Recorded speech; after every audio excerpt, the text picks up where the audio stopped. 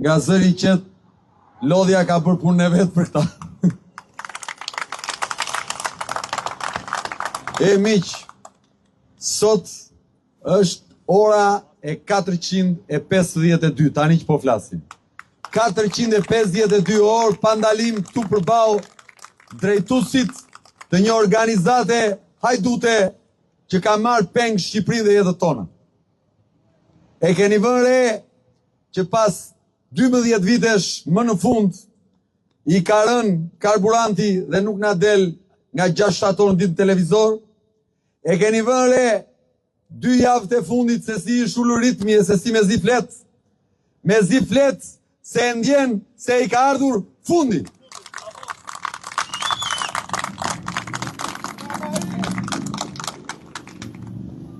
Kjo që ndodh këtu për natë, ku qytetarë të ndryshëm qarkullojnë duke ardhur në forum, duke dëgjuar, duke takuar njëri tjetrin, është mënyra e vetme që i ka ngel qytetit për të dalë nga rrethi vicioz.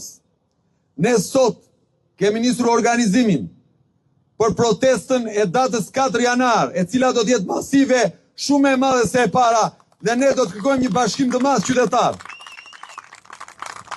Në 4 janar, në orën 12, i madh e i vogël, nga çdo cep i vendit, nga diaspora, nga çdo shtresë sociale, nga të gjithë ata që u shbër pa drejtësi në këtë vend, nga fermerët që janë përmbytur e nuk kanë marrë dëm shpërblimet, nga blegtorët që u janë djeg baktit e nuk u shpau gjendja e fatkeqësisë natyrore e përpasoj nuk kanë marrë dëmet, nga ata që janë prish pronat, nga ata që po viden lumenjt, nga ata që nuk marrin pagesat e paaftësisë kufizuar, duhet të bashkohen masivisht për të kërkuar dorëheqjen dhe largimin e klikës pushtet. Deri 3 javë më parë, t'i kërkoje dorëheqjen Edi Ramës ishte si të bëje një gjuna. Askush nuk guxonte ta belbëzonte. Askush nuk guxonte ta thoshte atë që mendonte, edhe pse shumica dërmuese e mendonin dhe e mendojnë. Por ja që u tha, dhe gradualisht duke thënë çdo ditë këtu, në protestën që bëm të shtunën, në protestat e tjera që janë bërë këto javë, që kanë lindur si pasojë e këtij reagimi, tashmë i madh e i vogël, në çdo emision, në çdo shesh, në çdo diskutim, nuk është më klishe të thuash Edi Rama Doriqu, sepse të gjithë e ndjejnë që i ka ardhur fundi.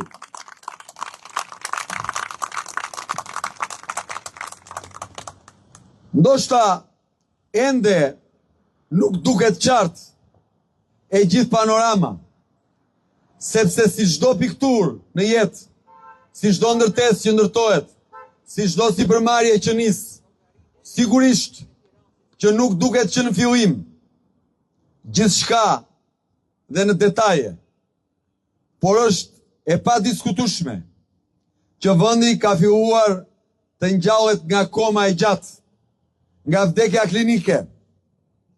Sa protesta ka ndodhur në këto 3 javë nga grupime të ndryshme, nuk kishin ndodhur në 2 vitet e fundit. Sa reagim ka pas në këto 3 javë, si pasojë e hapjes së debatit publik, nuk ka pas në 3 vitet e fundit. Sa emisione dhe sa kohë televizive është marrë për këtë mendim, pra për dorëheqjen dhe largimin e këtij, këto 3 javë nuk ishte marrë në 4 vite, sepse këta e kishin kapur peng dhe marrë peng debatin publik. Dhe kjo që po ndodh këtu, qytetarët që po reagojnë, po imponojnë një agjendë të re, që është ajo e largimit të Edi Ramës.